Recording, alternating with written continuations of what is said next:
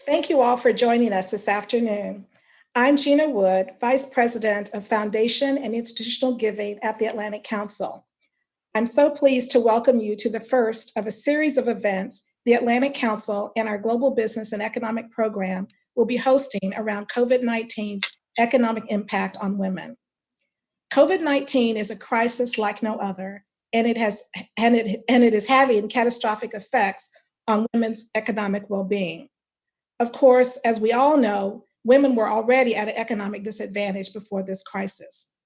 In every corner of the world, women have been at a disadvantage in terms of education, career options, wage rates, financial inclusion, and access to technology.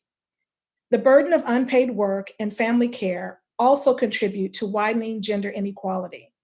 At the same time, women have been at the front line of fighting COVID-19, from essential workers to childcare. And now, because of the impact on the service and retail industries, women are bearing the brunt of the economic cost.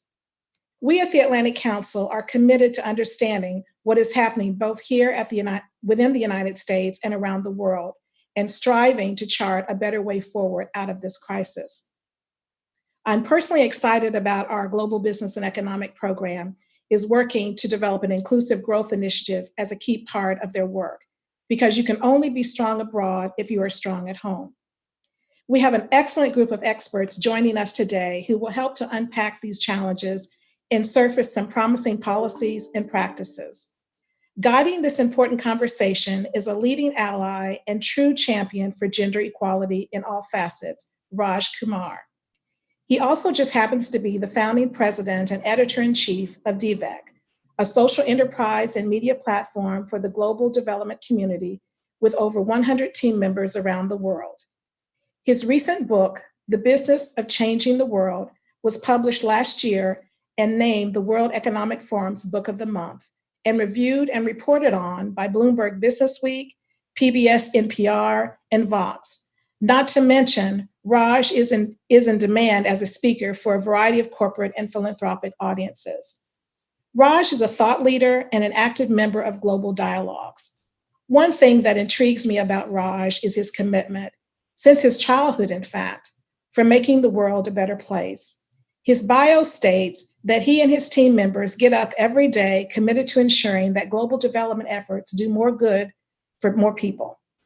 Raj, thank you for your leadership and commitment to gender equality. Suffice to say, we are all in truly capable hands, and we are thrilled he could join us today. Raj, take it away. Well, thank you so much, Gina. That is a very kind introduction. Hopefully Zoom does not show me blushing as I am on the inside here. That was a great introduction. And hello, everyone, wherever you're joining us from all over the world. This is a really important topic. I'm so glad the Atlantic Council is working on it, and I'm really honored to be a part of this event today. Of course, the COVID-19 crisis, it's hard to believe it's still a crisis going on for so long. You know, we wake up, all of us, many of us here, still in our homes. It's a real reminder of how long-standing this is and how deep the impacts are. And we all know this, the inequalities that existed before COVID are just being amplified. They're just being exposed in deeper ways now. And so I think topics like this, conversations like this, are so important that we get together with real experts on and we hear from them directly. And that's really what this session's all about. I'm here to moderate and guide the discussion. And we've got a fantastic group of experts. We've got Ambassador Kelly Curry, who is here, who's the ambassador at large for global women's issues at the US State Department, a long career in the foreign policy space, working on human rights and working on issues of gender equality. So really eager to hear her take on all of this today. Henriette Kolb, who is a name those of you who follow DevEx know well, often appears in our pages and at our events. She's the head of gender at IFC. Again, very eager to hear her take and get the multilateral perspective on these issues. And my friend, Dr. Nicole Golden, who's a non-resident fellow at Atlantic Council, but wears many, many hats and is widely known as a real expert on these issues, and in particular on youth. So eager to get that youth lens into this discussion too. So welcome to the three of you. Thank you for doing this as well. And a big thank you to all of you who are joining us from around the world. Feel free to throw in questions. There's a chat. You can put questions in the right here into the chat window. There's also Twitter. You can throw your questions on Twitter, and the folks at the Atlantic Council are looking at those. They'll be sharing them. We'll try to weave them into the discussion and really keep some good time for your insights on what is a really big topic that I think Gina laid out very well at the outset. So maybe to begin, I can just turn to you, Ambassador Curry, and just say, give us the big picture perspective here. We're months into this crisis. In many parts of the world, it's getting worse, including here. There's a lot of challenge right in our own country, but this is a big challenge in lots of countries with lower resources. What is the broad picture when it comes to the economic impact on women due to this pandemic? And we're not hearing you yet, so you might need to unmute. Mute. There we go. Is that better? Sorry. First, I want to thank everyone for who's made this event today possible. Thank you for letting me be with you. It's a real pleasure to be with such a accomplished group, to have Raj and moderating this great discussion, and to participate with my friend Nicole and colleague Henriette about this issue that's very much taken over our whole lives in so many ways, from work to personal lives. And this issue, when I came into office, I just started this job in January, and I had only been on the job for about 2.5 months when we started realizing that things were, that this was an issue that we needed to start dealing with. But at the beginning, it was kind of far away and not really something that we were having to grapple with. But by mid-March, it certainly was, obviously. And as we looked at what we were doing, and in our office in particular, which is responsible, obviously, for the U.S. foreign policy implications of women's issues and how we incorporate concerns about women's empowerment into our foreign and national security policy. It's been really amazing to have the kinds of tools that I had coming into my office that allowed us to be flexible and nimble and respond to this challenge. And specifically, I had been when I was nominated for this position, it was very clear, based on the work that had been done previous to my confirmation, that the White House really was very much focused on the women, peace, and security agenda, as well as the women's economic empowerment agenda. And we've been taking bold action to unleash greater opportunities for women to fully and freely participate in the economy here in the United States, as well as overseas. And that's been a hallmark of the administration. And so we've been doing that by expanding efforts in the federal government, in the private sector, and working with our partners overseas in particular. So we feel like our policies in the United States had obviously set us up where women were enabled in the economy and able to participate in record numbers prior to the pandemic. And we were at a point where women comprised 47% of the workforce in the United States, and were getting over 70% of all new jobs that were created in 2019. So we were coming into this crisis at a very high point from our own policy posture. And we had a 66-year low in female unemployment, all these great indicators. And then this pandemic hits, and with it, the twin crisis of our economy, having to basically be shut down for several months. So we've really tried to think very creatively across the administration, passing laws to expand emergency family leave and medical leave to allow women and all American workers to benefit from those things, and for employers to be able to provide the adequate protections and reliefs at all levels of society. This has been really important, especially because women are often the primary caregivers, as we all know, in their families. And we've, here in the United States, focused on how we're going to minimize that delay between what skills workers currently have in order to, to succeed in the economy, and what skills they're going to need to succeed in the future. And we've really had to shorten that timeline up and focus on getting new skills out for women and girls, both skills building efforts out for women and girls. But this is something we were doing before the crisis, and it's even more crucial now that we do it today. But we've been, as we've pivoted to responding to the global crisis and the global economic collapse in particular, we've really found the Women's Global Development and Prosperity Initiative, WGDP, to be a wonderful tool. I was really fortunate. Again, I can't take credit for anything about how WGDP was set up because it predated my arrival, but it has been a really flexible platform for us to attack this problem.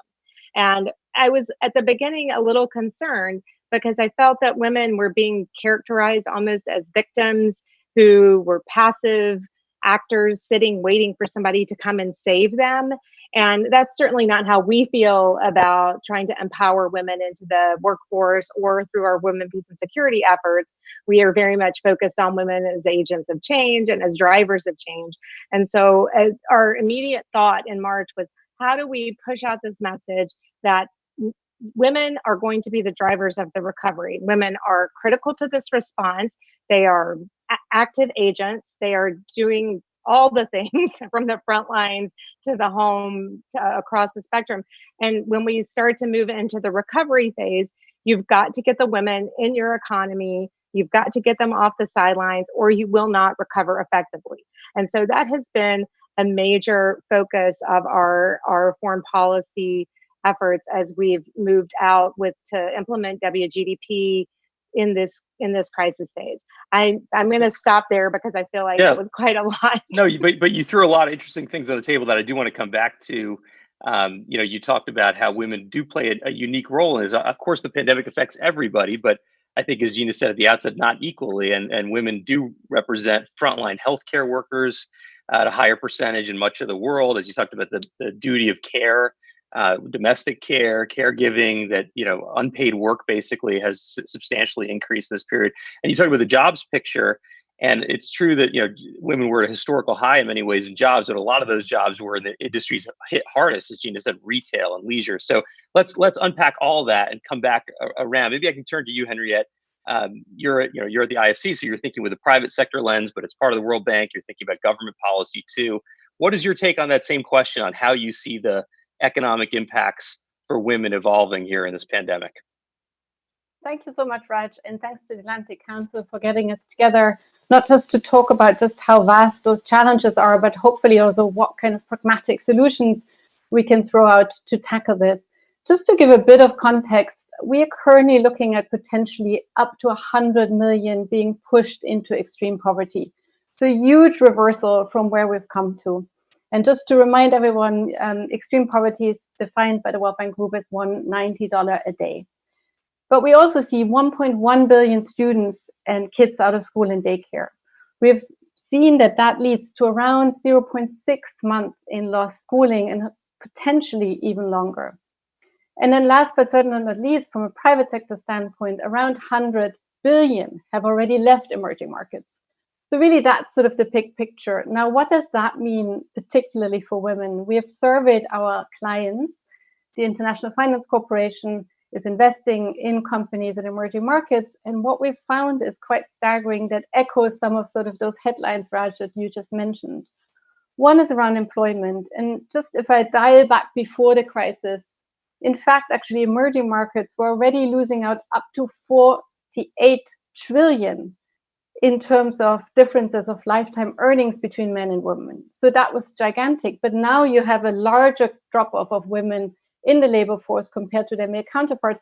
So you can just see how that is expanding and how the loss on the macro level is even compounded by the fact. And Henriette, just to underline that, because you have so much data at your disposal at the World Bank, I know it's early, but we are seeing that, right? We are seeing that women are losing their jobs in higher numbers. We are seeing they're not entering back in the workforce in higher numbers than men due to the pandemic. Just want to make sure that is something we're seeing in the data already. We see that in the data, both for developed and developing markets. Actually, the ILO has just put out another great report as well, just nuancing that. And oftentimes what we've seen is reasons for the dropouts are varied. One is because obviously women are concentrated oftentimes in those sectors that are most impacted, but women are also oftentimes in informal, low-income, part-time jobs in the service industry. A lot of it has rapidly been diminished. And so these shocks have exacerbated some of the challenges. But the other part that's really sort of almost a parallel pandemic and challenge is the care crisis. And I think hopefully COVID-19 will be a huge wake-up call around the world to say enough is enough already, and care needs to be tackled as an infrastructure investment and cannot be pushed over to a large swath of women, which then are being forced to choose between paid and unpaid work. And we've again seen data points that actually come from our clients saying women are leaving, for example, in Egypt, in larger droves, the labor force voluntarily resigning because they can't juggle the two anymore. Now, let me round out at the end on entrepreneurship, and some of the data that's coming out is really concerning. So, for example, the Women Entrepreneurship Finance Initiative has run a fantastic set of seminars and has done also stimulated some research. One of them is looking at how women entrepreneurs in emerging markets are impacted differently compared to their male counterparts. And just to cite one figure, in Uganda, what we've seen is that actually 61% of women-owned enterprises cite loss of income as their key concern, compared to 22% of men counterparts. And if you look at it at the global level, the World Bank and Facebook have done some research around the impact the crisis has had on women entrepreneurs and male entrepreneurs. And we see that women entrepreneurs are up to 6% more likely to temporarily close their business. And actually, if you look at US research, also women and minorities are much more disproportionately impacted. Now, is that, Henriette, just due to lack of access to capital? Is that the main reason why you see women having to close their business? They don't have other sources to support them through this period? Yeah, so it's a bit sort of, it's not just capital, but capital is clearly one reason. So working capital, short-term trade financing, particularly are a binding constraint for women entrepreneurs. But what we've also seen is oftentimes women are already not as productive in their entrepreneurial enterprises compared to men, are often concentrated again in sectors that are hardest hit. So we have seen a multitude of reasons as to why women entrepreneurs are harder hit. The other part is that, again, the care component limits how much women can actually focus on their productive activities compared to their unpaid or unproductive activities at the household level. But last but not least, one thing I think what we all look to is the cure is digital means of engagement around payment, financial platforms, labor platforms, e-commerce platforms. But yet women are 17% less likely to access the internet and 20% less likely to have a smartphone. So we need to work with our clients in responding and bridging that digital divide that really compounds the challenge. And then last but not least, I would like to just point out one more thing, which is oftentimes talked about and holds for every sector, is that the decision-making is mostly skewed to male decision-making, which means you can only design a crisis response that is under a male perspective, addressing some of the deficits and the challenges. But for it to be effective, we need to hear from children, we need to hear from women, we need to hear from minorities in order to design a crisis response that really meets the challenges and demands from the most underserved communities. And I totally agree with Ambassador Curry when she says we don't want to frame victim or minorities or other excluded groups as sort of victims, but we want to make sure that we are seeing them as economic change agents. And in fact, maybe in the next round of questions, I can share just some of the incredible, extraordinary solutions that women entrepreneurs have come up themselves in terms of tackling some of the demand shocks that they have experienced. Yeah, that would be great. And I think to that point about male leadership, if you look at the global health space as an example, it's still leadership roles are largely dominated by men, and yet most of the actual people providing services in global health are women. Yeah, 70% so if you don't have that perspective, women. Right, 70% are women. If you don't have that perspective, what are the challenges for a community healthcare worker who is trying to both care for her own family and get out and care for the community she's responsible for? Ultimately, these health systems are only as strong as those frontline workers. And at this point, from what I hear from many in that community, we're really not sufficiently supporting them. And actually, Raj, just if I may, just to jump in, I think you mentioned the point on healthcare systems. And I think one thing we've seen is that gender-based violence obviously has increased up to 20%, according to UNFPA and others. But what's so important is that I think we build in our response a systematic approach, as opposed to sort of a one-off, short-term hotlines are important. But really, how can the health sector as a whole address gender-based violence, or the education sector and so on? We need to really get much more systematic in our response to gender-based violence, which I do want to round out on, because that is obviously something that stops women in particular from being fully productive, fully present at work, and actually being able to deal with the increased stress that the lack of mobility has caused them. Great point, and I'm glad you put that out there on the table. And maybe we can come back to the healthcare system, which could fit in that solutions bucket if we can think big about possibly using this crisis as an argument for a major investment in global public healthcare systems. But let me get to you, Nicole. You could comment on all of this. There's so many interesting issues that the Ambassador Henriette put on the table, and of course, the youth lens of this so well. So let me just turn it over to you. I'd love to get your thoughts. Great, thank you so much, Raj, and thanks to everyone for joining us today. This is a really important conversation that I'm thrilled to be a part of myself and to be with all of you. And you're absolutely right. There's a lots of directions and comments that have been made that I can touch on, but let me pick up on that, the youth angle. So in addition to the gender inequality that we see in the impacts of COVID, there's an intergenerational disparity as well. And that's where, going back to one of the opening comments that Gina made and that you commented on as well, is the situation before the pandemic hit for young women, for young people around the world, here in the US and abroad, was not great, right?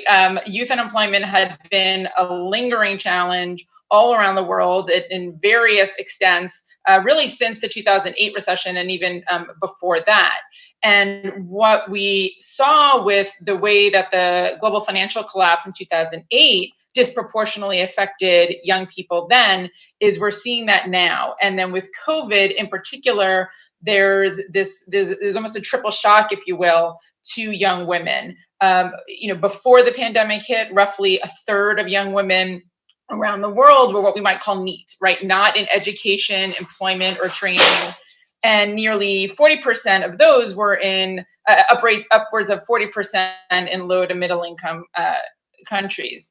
Just a quick plug, I had a paper that came out just last week with the Atlantic Council Middle East program that looked at the opportunities for a demographic dividend in Middle East, North Africa among Arab youth. And one of the particular issues that we talked about in that paper is the very low economic participation of young women. Only 15% of young Arab women aged 15 to 24 were active. And this is, again, before the pandemic hit. So really it was surfacing and exacerbating, as has been said, a lot of challenges that were already there. As far as why young women are being really disproportionately hit within women themselves as a larger group, some of the things that have been spoken to are, again, really particularly acute for young women. So if you look at the kinds of work where young women are working, they're often engaged in the informal sector as well, and or they are in the sectors that tend to be either part-time, they are not necessarily insecure work, they are contract, they are seasonal or cyclical, in the kind of lower skill or entry level, that they are more likely to be kind of last one on, first one off, right, so to speak. In fact, a recent survey that was just done by the ILO of youth that remained employed after the COVID hit have seen their hours cut by about 25% on average. So again, even where they are continuing to work, they're seeing their hours cut and they're seeing these shifts. A similar thing with the industries, again, healthcare, hospitality, services sector. So these are areas where there's a drop in consumer spending as a result of economic shutdown. Young people not only lose their jobs, but where they do have small businesses, where they are young entrepreneurs, they are likely facing trouble and already adding on to what is a capital access constraint and so on and so forth.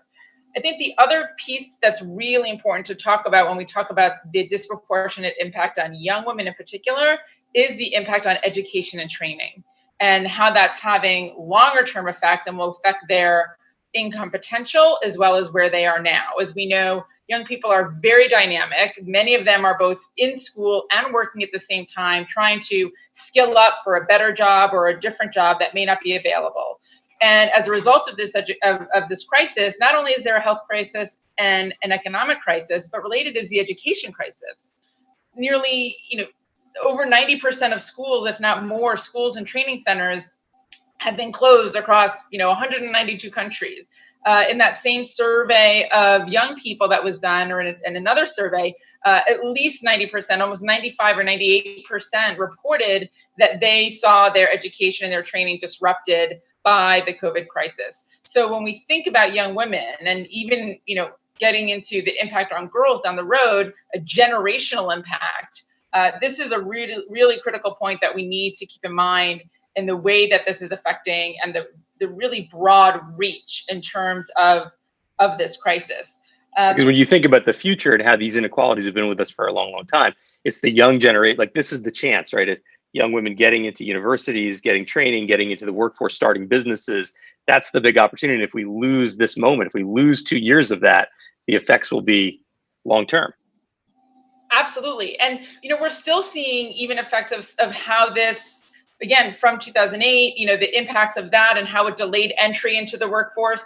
We know that young people already had a longer time getting into the workforce and getting that first job for many of them. And this is only going to make that worse. There's some interesting and still data coming in and studies coming in showing how if you look at the impact of school closures from the Ebola crisis, where, for example, in Liberia, Sierra Leone, schools were closed for upwards of 9 months. That was 5 to 6 years ago, and many of those young women and those young people are still feeling those impacts, right? They haven't necessarily still yet been able to catch up. So I think that's really important and something we need to keep in mind, and it's really critical.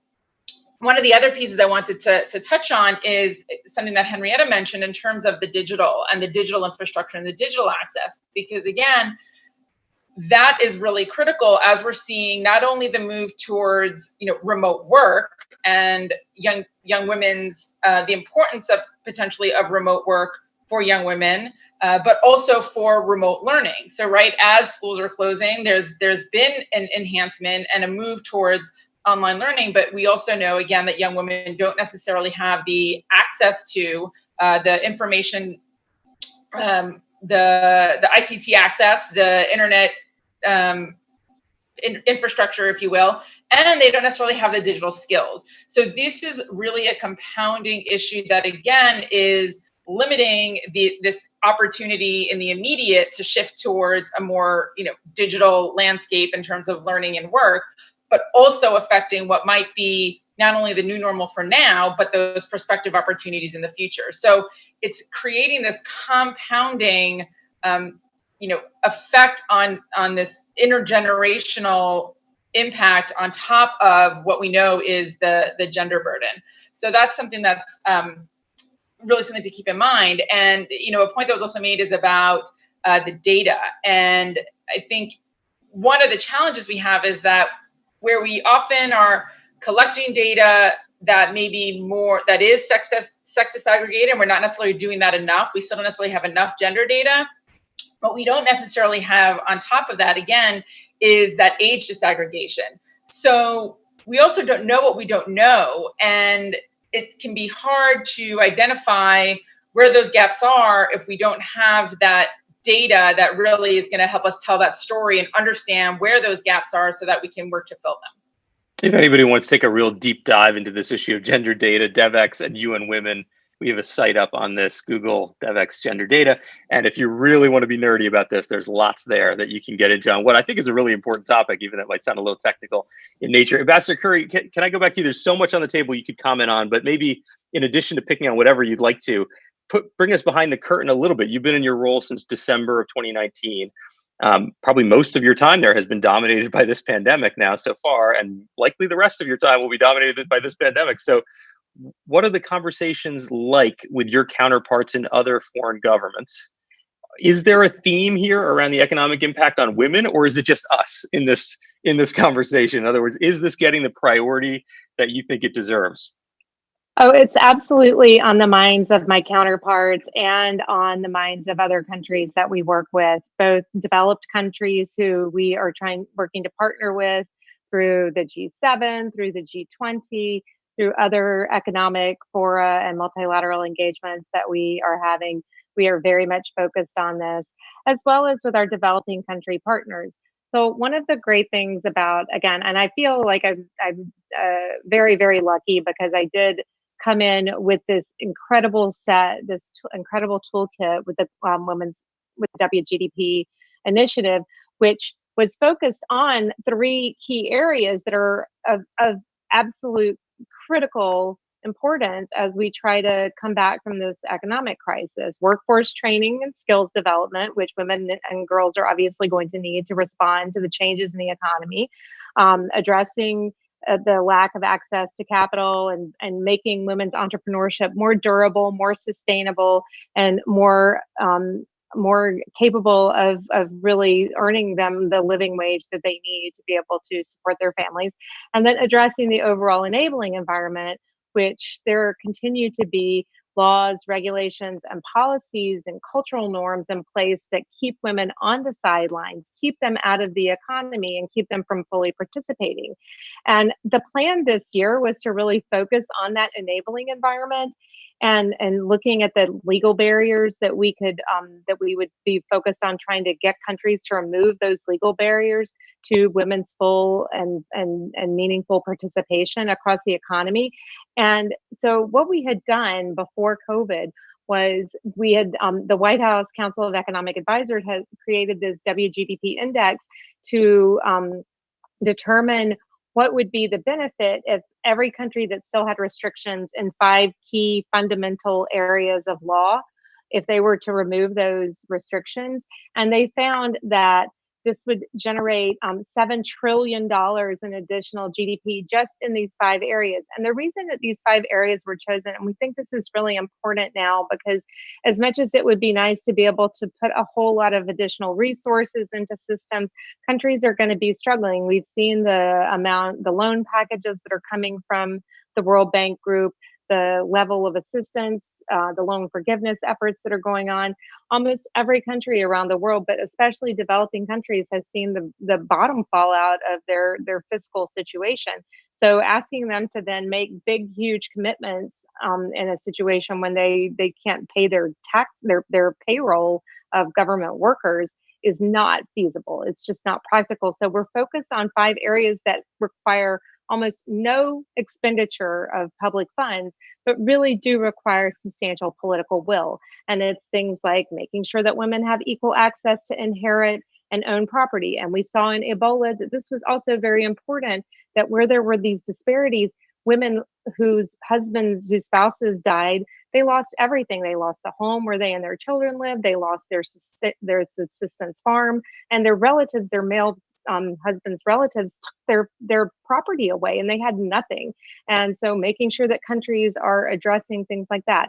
Access to institutions, again, being able to get IDs and things like that you really need to be able to have a business function, access to courts, building credit and being able to access credit equally, being able to work in any sector of the economy that you choose. Because as we talk about women being kind of pushed into these pink collar ghettos, as we call them here in the United States, but in the developing world, it's often very low margin, very difficult, the first industries to be affected by situations like this. So giving them the opportunity to compete in industries that have higher wages, more economic security is really important, and ability to be able to travel freely around the country. If countries around the world that still have restrictions in those 5 very fundamental areas were to remove them, we had already done the research to know that we would be far better off.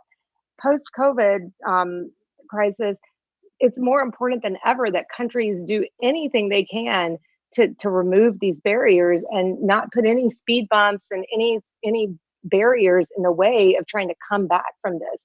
So we are incredibly focused on how we help our partners with these very practical, and they seem like small things, but because of the amount of political will that's required, we're dedicating diplomatic space, we're dedicating programmatic interventions, and we're dedicating a lot of attention with our public diplomacy around this too. And so we're really deeply focused on trying to help partners that want to make these changes and want to take these steps on their, but don't necessarily have the wherewithal on their own. We're trying to help them get there. Thanks for that. And I do want to come back later to the conversation of, is there something bigger we can do? You're right that most of these countries don't have the fiscal space. We're talking about low and middle income countries, but we do in the United States, arguably in other OECD countries. And what are we doing to, considering the depth of this crisis, to support the whole world, not just our own economies? Well, let's come back, because we've got questions starting to come in. And I want to remind everybody, we've got this Q&A window, or you can put it in on Twitter. And we did have a question come in that I'm kind of going to riff on a little bit from Mira Parikh, who's asking about, kind of female-dominated, sort of gendered fields. And she's talking about essential industries like teachers and nurses. And if you think about this pandemic, which is growing here in the United States very fast, almost out of control in some ways, it's growing in India, it's growing in Brazil, it's growing in many countries, in the Philippines and other places. And who's on the front line taking a lot of the risk, the personal physical risk? It's women. Right. And we don't yet know about schools in much of the world. Will they open even here in the United States, and how will they open? But it's a female dominated industry, teaching. So a lot of women are going to be at physical risk. And I wonder how you all think about that. Obviously, there's an economic component to it. But Nicole or Henriette, do you have any take on this question? How do we think about what is it going to mean for the labor force going forward, and how we think about that labor force? Sure, I'm happy to jump in, Raj, and just illustrate a little bit around how indeed the risks are differing between men and women, and also what can the private sector and more broadly public social protection systems do to address those risks. So one is, and you might look that up, and I think Tara from IFC is on the line, she can put in the chat the link, but we looked at what can insurance companies do to really build resilience that takes into account where women as policyholders come in, because it was really quite surprising that a lot of insurers were looking at this quite gender blind and assumed that men and women had the same risks in terms of health, life, business liability, credit risk insurance, and so on. And what we've seen is actually that they're not the same risks. And so helping insurance companies understand how do risks differ, but also to actually explain to companies and work with them to create different products, wraparound services, and distribution channels. For example, if you move digitally, you need to make sure to bridge the gender gap in order to do that successfully and bring women along. But also, if you look at your marketing, you look at your communications, don't assume that the male household earner is the one who has the assets. Assume that actually women have increased their exposure to tertiary education, which is a key driver of insurance policy, have increased their participation originally in the labor force over the past decade, and actually respect that women are getting married later and divorced more often, and really look at women as someone who has assets to protect, including their own lives, and then design these products with a different lens in mind. But also, one thing that we've seen is that a lot of times the sales and distribution channels of insurers are very heavily male dominated. That goes to the segregation in terms of occupational selection, and we want to make sure that you have diverse sales channels and really build out sales competencies that can speak to a variety of customers, including to women. And so that's something that we think is quite crucial. And actually the Women Entrepreneurship Finance Initiative, and I think Wendy Telecki is also here on the line, has sort of also supported a lot of risk mitigation mechanisms when it comes to finance. And so IFC, together with the Banking Women program, and my colleague Jessica Schnabe is here as well online, they've put together some really great risk mitigation when it comes to trade finance, when it comes to working capital solutions, to really make sure that not just on the insurance front, but also on the credit and the capital side, women are much better placed. Now, is that sufficient? Are we there? Absolutely not. And we need a lot more partners to come in and really roll up their sleeves to help us bridge some of these emerging, very, very crucial short-term liquidity constraints. Well, if there's any silver lining to this crisis, is that maybe it does give us a chance, to people like yourself, leaders like yourself, a chance to take issues you've been working on a long time and actually bring them to fruition, because people will pay attention in a way they didn't before, and they see the urgency. At least that's the hope. But thank you, Andrea, for at least getting us going on the solutions front too. Nicole, let me turn it to you on the same basic idea. Sure. Just to pick up on that, I'll start with actually another opportunity that we see in this. So obviously, yes, as you said, women are at the forefront, 70% of the workforce, more or less, in terms of education and healthcare. But what we're seeing again in terms of the opportunity, again, for young women, especially going forward, is what I think the pandemic exposed is the need and the opportunity in the health workforce, in particular, getting really into the through line, if you will, into community health workers and expanding what the health workforce, what the emergency workforce, what the care economy even looks like. And those are the kinds of jobs that are not necessarily going to be automated as quickly, right? In terms of going back to the bigger context within which the COVID hit and the broad trends that we were already seeing.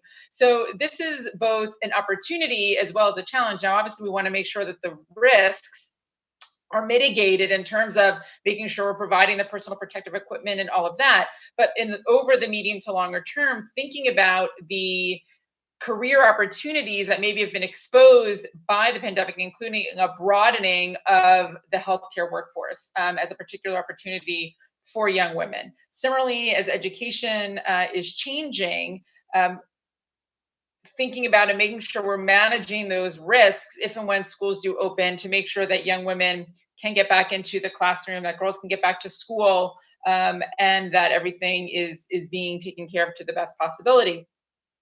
Along those lines, thinking about again that digital platform and those digital opportunities, and wanted to also come back to something that wasn't necessarily said around when we were talking about the U.S. and the inequality in the U.S. And one thing I just wanted to make sure that we surface as part of this is also the challenge that we see, again, within the U.S. Among women, is that it's not necessarily homogenous, right? And we know that women of color are being even harder hit in terms of the COVID-19 than women at large. And I think it's just something we want to make sure that we're surfacing, that we're recognizing as we start talking about those solutions. And so making sure that that social protection, that financial inclusion is reaching so many, is reaching the diversity of women that we have.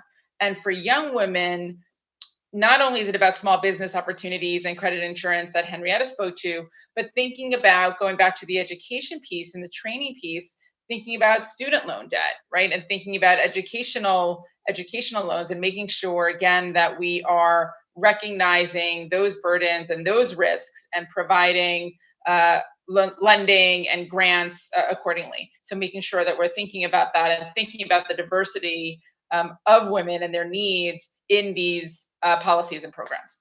Yeah, it's a good point. And in lots of sessions like this, it's very easy to talk about women. Of course, we're about half the world, and there's tremendous diversity there. And as I said at the start, what this pandemic has shown is the inequalities that exist already. And that's across things like racial inequalities and gender inequalities. They're really being amplified now. Just one quick footnote on what you said there, Nicole. Last week, I interviewed Peter Sands, the executive director of the Global Fund, and he confirmed that in many of the countries where community healthcare workers are largely a female workforce, they're essential for providing care. Many countries, they're still not paid, and they still don't receive proper PPE, personal protective equipment. So this is a live issue right now. Henrietta, I think you had an example you wanted to throw in, and then I'll come back to you, Ambassador Curry. Yeah, just on that point, I think, again, healthcare workers, 70% are female, facing their own care crisis with their kids being out of school. And so I just wanted to throw out, we've put together a guide for employers to provide childcare needs of their employees. And in fact, actually, one company in Pakistan, Artistic Milliners, they had closed their daycare for their own employees as they shifted to home-based work.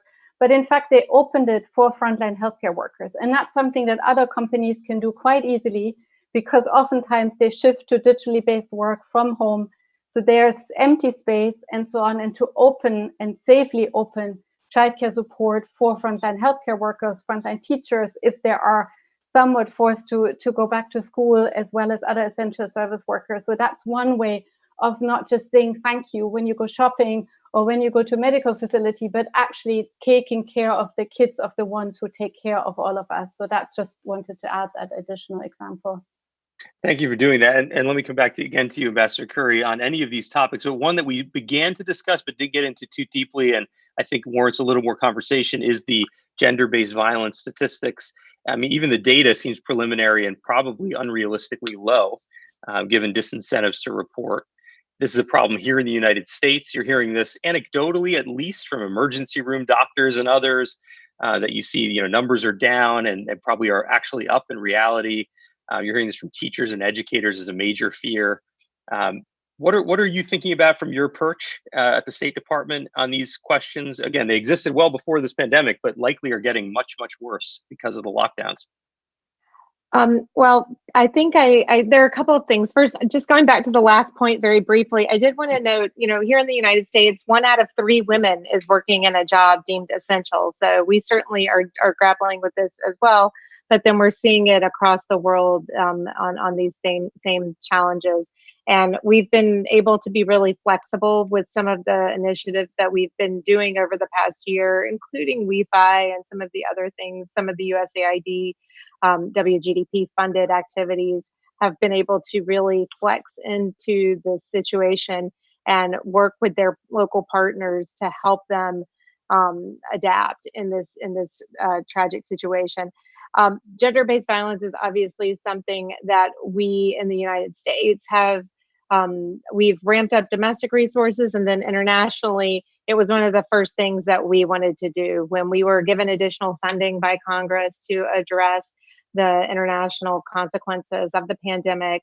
The very first thing we wanted to do was plus up our ongoing gender-based violence initiative, Voices Against Violence, which is a global program that is available to assist women who are victims of gender-based violence. And we work directly with local organizations at the grassroots, but we also are using the various platforms that we have. Early on in the pandemic, there was in April, there was a campaign going on in one of our embassies in the Pacific Islands, highlighted for us in an island called Pohnpei in the Federated States of Micronesia. And so we worked with the embassy and with other embassies that had a presence in Colonia and highlighted this effort to raise the issue of gender-based violence in the Pacific Islands, where it is a huge challenge, where they have not had a big COVID outbreak and have been pretty protected from that. But because of the economic consequences, there has been a dramatic impact on them as they've had to deal with that. So it's even in countries where you're not seeing them under lockdown or situations like that, we've had to adjust our efforts and address things like the spiking rates of gender-based violence. And this has been this has been woven throughout this all of America approach that we've taken to try to ensure that the generosity of the American people is directly reaching those who are most in need. And so we were really grateful we were able to plus up substantially this Voices Against Violence initiative. And we continue to look at opportunities across our foreign assistance to make sure that we are, first of all, we have an obligation to make sure that our foreign assistance and the more than $12 billion that we've added in as a response to COVID is targeted to women's needs and is going through rigorous analysis to make sure, even though we're trying to do things quickly and get funds out to the field very fast and in a effective and targeted way, we can't skip that step of making sure that we're looking at it through a gender lens and applying that to what we're doing. And we're continuing to be creative and really, really flexible and allowing the 10 agencies and departments that we work with through WGDP have done just an incredible job of taking the resources and the things that they were already working on through WGDP and flipping them in a way that has directly affected millions of women in a positive way. So we're really excited about some of the things we've been able to do in this as a result of the crisis. We got a question that just came in that's sort of along the lines of what you were just describing, Ambassador, about basically women's leadership and decision making. Here we are talking about how important these issues are, how many millions of people they affect, and yet maybe the conversation isn't yet getting to the decision making at the level we would all want to see. So someone is asking, Sabine Freezer of UN Women, what would you recommend to increase women's leadership and decision making on the response and recovery to COVID-19, specifically thinking about policy and budgeting, those kind of big questions? Is there anything we can do to actually lift up women's leadership in decision making on these questions? So, and maybe the ambassador wants to begin, and any of you as well. I'll go ahead and start. Again, going back to where I started, which is, first of all, don't just think of women as victims who are sitting there waiting for somebody to come save them. I don't know any women like that, and I don't think anybody else on this today on this panel today knows any women who are sitting around waiting for somebody to save them. Women are out there they're leading, they're driving this recovery, they're driving the response to this pandemic, and so just making sure that their perspectives are taken into account. I think that we're focused on very pragmatic things that we can do to make sure that women are able to participate across all levels. And when I think about how what we're doing through WGDP meshes up so well with the road to self-reliance and the efforts of building resilience at the community level, and using the U.S. assistance to help build communities that can then do more to solve their own problems rather than as a whole waiting for someone to come and give them, it's not a model that's going to last if we keep thinking of aid as handouts and something that and creating dependencies. And we're up against a big challenge because of some of the other trends that are going on out there, where you have governments making some very questionable decisions as they move forward with different aid partners and different development strategies. So we really want to make sure that as countries, pulling back to that kind of macro level, as leaders in countries are making decisions about trying to get debt forgiveness, about taking on additional debt, about how they allocate scarce resources. We are in a very heavy way talking to these countries about the need to make sure that they are engaged in pro-growth, pro-family economic policy that's going to build the sustainability and resilience of their societies and not put them on a path toward debt or dependence. So at the highest level, that is where we're really engaging that conversation across all of our developing country partners. I'm going to read between the lines and guess you're talking about China, but not put you on the spot and make you say whether you are or not. Henriette, I think you wanted to jump in as well on this point. We are getting close to the end, by the way, so maybe our next comments might be our wrap up. And if I could, one thing I would love to hear from all of you as you think about your final thoughts here is, if we could think big, if we, we're talking about a pandemic that's maybe hasn't been seen in 100 years. It's something truly new.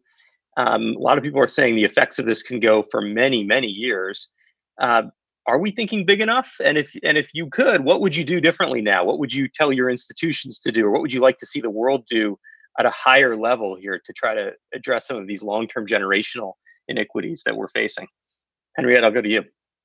Thanks for that easy question, Raj. I wanted to say something different, but I take the bait for sure. Just to reconnect very quickly to the previous question, which is, what can we do to diversify leadership? So I think one is, we as a corporate scorecard target, we enshrine that into IFC in the sense that wherever we have equity, we want to get to absolute parity. We're currently rounding out the year with 44% of our board nominations being women. So really on the right track there, and I'm encouraged by that very much, including in very male-dominated industries. And so that's something we need to continue, because not just on the board, but also in the C-suite, of course, women's voices and diverse voices are key, not just for financial performance, crisis response, but also for environmental and social governance perspectives, which we've seen. Now, quickly, what would I do if I had sat on 2 billion, which I'm not? Mainly also maybe led by my last 6 months of experience, having a first newborn baby at home. But that aside, I would put all the money and resources and bright minds that we can on the care question, because I don't feel if we don't resolve for that and heavily invest in affordable childcare for all, which we know is a win-win for economies, we know it's a win-win for child development and education and access to jobs later, and it's a win-win for women's labor force participation. It's really one that I think solves for many, many other challenges. And so I would heavily join forces, and that's something we're starting to think of with other development finance institutions. How can we expand municipal care infrastructure to really make sure not just the wealthy and the privileged can access childcare in private institutions, but much broader benefit need to be created. So that's where I would go. Thank you for underlying that care crisis. I agree with you. It's a really important one for us to get to. Nicole, your final thoughts as we begin to wrap up here. I can't believe we're already wrapping up. I feel like we're just really getting started. But just a couple last thoughts on picking up on some of the things that have been said. And one point I wanted to come back to is in terms of the voices and the leadership, and there really has been great work being done. And just to circle and reinforce what we were talking about as far as that intergenerational aspect, we really want to make sure that young women and young leaders as a whole are participating, bringing their talent, bringing their ideas, bringing their enthusiasm to the COVID response and the recovery. I think it's often too easy for young people to be set aside from the conversation. And what we're seeing is really young people leading the way as they do on so many issues, from climate change to racial justice and so on. And so what we're really seeing is that leadership in terms of the COVID response, whether it's on the health side, the economic side, food security. I was recently just reading about, just to give one inspiring example as we draw to a close, a young woman, 27-year-old, name's Natalie, she in Kenya, and she has an NGO. She's been an activist particularly focusing on combating gender-based violence against women and girls. But in light of COVID, she's turned her efforts and she's turned her energy into harnessing and raising resources to bring menstrual management and sanitary products to rural girls, adolescent girls in Kenya. And we know that the periods don't stop with the pandemic, right? And we know that menstrual hygiene management has been a big challenge for young women in the work, in staying in school and in the workplace. And so just one example of, what and how young women and young people as a whole are really helping us, get through this. And we want to make sure that their voices and their leadership and that we're investing in their ideas and their potential going forward. Beyond that, and just to say, I'm so glad you put that on the table, because we not only did not get to menstrual health, we also didn't get to access to modern contraceptives, which UNFPA is saying 47 million more women in the world will not have access due to this crisis. And then childbirth and childbirth services, prenatal care, and other things. That there's a whole continuum of care there that is affected significantly for women due to the pandemic. I'm sorry to cut you off. Go ahead, Nicole. No, absolutely. I mean, and there's so many solutions being surfaced. Sometimes I feel like I can't keep up. And I've been doing some work with the Generation Unlimited initiative, which is housed within UNICEF, a multi-sector platform. And their Meet the Unlimited series, and their young people that they engage and that they spotlight, and the work that they're doing and bringing the resources to them is really critical. But as far as, the critical pieces to invest in and sort of double down, I'll come back to the data and the digital, because I do think that both of those, being able to identify where the gaps are and how solutions are working through and with data is really going to be critical, and making sure that we're capturing that data in as disaggregated a way as we can, and investing in that digital, because I think it bridges the remote learning, the remote work. As I said, this is not just a new normal for now. This is a new normal for the future. And it's both a challenge and really where there's so much opportunity moving into the gig economy and platform economy that is, essentially based in the digital infrastructure. So we need to make sure that those digital skills, as well as the digital access, are there for women of all ages, everywhere, to really tap into the opportunity that they have. And again, that data piece is key. It's something that's important locally. As one of my hats is an ANC commissioner here in Washington, D.C., and it's something that I often talk about, even in our city policy, in terms of making sure we're being data informed. And that's the advisory neighborhood councils, for those who are not in DC and think she's talking about a South African party. Yes, thank you. It's an occupational hazard, as we know in our industry, in alphabet soup, and unfortunately, that often carries over into my other lives as well. Ambassador Curry, in the last minute or so we have left, would love to get your final thoughts as well. Oh, thank you. Thank you so much for that opportunity. It's so great to hear all of the wonderful ideas. And as I said, one of the most inspiring things for me has been watching how our partners, from the Millennium Challenge Corporation to the Development Finance Committee, or what is it called? Development Finance Corporation, all of these partners that we work with, who are just making incredible strides to integrate women's economic empowerment into their work at a very fundamental level, including when they're engaging with governments. And so I would love for us to be able to do more, to keep driving that space. And they were already doing so much, and they've really just taken this opportunity and run with it. I agree completely with Nicole that data is, and with Henriette, about the importance of data, because one of the challenges for us is getting good data, and it's about quality of data and making sure that we're comparing like versus like. We're big, huge fans of the Women Business and the Law survey, for instance, in our office. But once you start to drill down and you understand some of the challenges in collecting even very baseline data to use to build out, to focus your programming and to focus your prioritization around the world, it is really challenging to get quality data, and it gets more challenging. For instance, we really wanted to be able to do a survey in Sudan as that country is going through this major transition. And we're really struggling because women in particular for survey work are going to, getting data about women when they have lower access, lower cell phone penetration, lower internet penetration. You can't do the same kind of field survey work and actually go to where they are and get them. It's really going to create new challenges for us on data just collection, let alone being able to trust and make sure that we, not just women, but other underrepresented groups are able to be captured when we're collecting data. So this is something that I'm really, really slightly obsessed with as we go forward. I'm glad DevX is working on it, actually. Thank you. And let me just, before I pass it back to the Atlantic Council, Nicole, let me just say a big thank you to all the panelists and to all of you who joined the conversation. Thanks for the great questions that have come through. And thanks to the Atlantic Council for working and focusing on these issues. Hopefully you leave this conversation not thinking, boy, things are so tough and difficult, we can never get through. And hopefully instead you hear the voices that I think have come through very clearly, that women can solve this problem. But this is a big problem, and this is a historic opportunity in a way. At least from my seat at DevX, I'm looking around the world and seeing huge trillion-dollar initiatives in some countries, and yet in the global development space, it feels like it's still largely business as usual.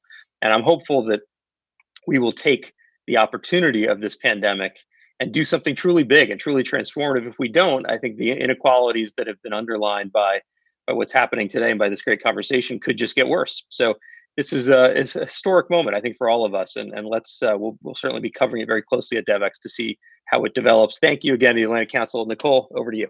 Well, Raj, I just wanted to have a chance to say thank you again for joining us, for so ably leading our conversation. I was thrilled when you were able to join, and this experience has only shown why. I was so happy that you were able to join us. Kelly, Henrietta, thank you so much. Gina as well, thanks for opening. And I just wanted to say again, on behalf of the Atlantic Council, thanks to everyone who tuned in. We were really thrilled that you joined us. And as Gina mentioned in the opening, the Global Business and Economics program at Atlantic Council, this is the beginning of a conversation for us. We will be continuing to look at these issues, not only in events, but in our work, in our blogs, and online. So please watch this space. Thank you so much again, and we'll look forward to continuing the conversation with all of you. Thank you.